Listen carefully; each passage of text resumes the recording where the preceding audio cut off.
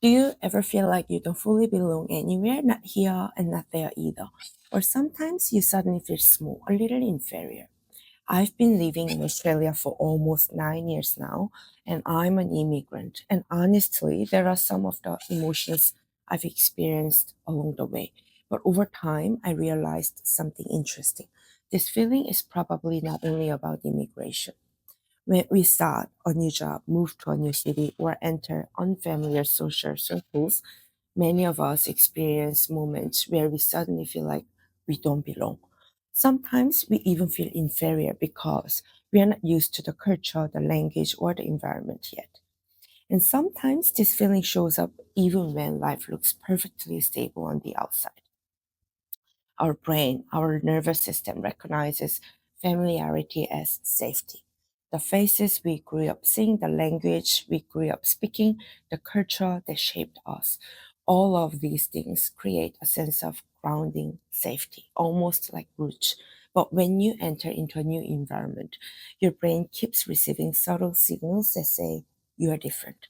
And those tiny signals accumulate over time. So today, I want to share my personal experience as an immigrant and a few psychological tools that helped me deal with these feelings. So, one thing that helped me was surprisingly simple collecting small moments of belonging, not big ones, small ones. Greeting the staff at the grocery store I visit often, seeing familiar faces at the gym, which is one of my favorites, having short conversations.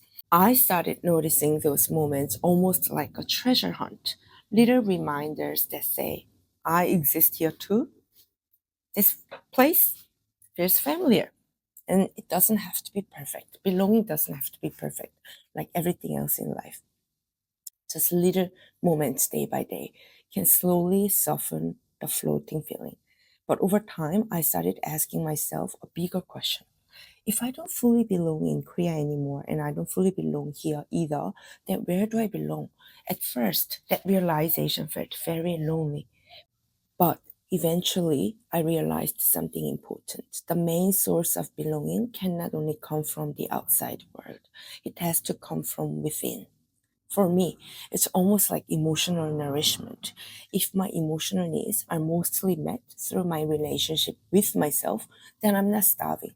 And when you are not starving, you don't have to survive on whatever crumbs of connection the world gives you. At the beginning of my immigration journey, I was desperate for belonging. I wanted 100% belonging from every connection around me. And that desperation made even small signal of rejection feel very, very painful. But when your main sense of belonging comes from within, connections with others become something you can enjoy, not something you desperately need in order to survive. So pretty much the main meal for my sense of belonging comes from within, and the connection that I get from the outside world is more like desserts, cheesecake, chocolate. Yeah. As an immigrant, I used to have this quiet pressure to fit in somewhere at work, in communities, among friends. But then I started to think, why? Why do I have to be accepted everywhere? Do I actually need to force myself to fit everywhere? The more I tried to force myself to fit, the more exhausted I felt.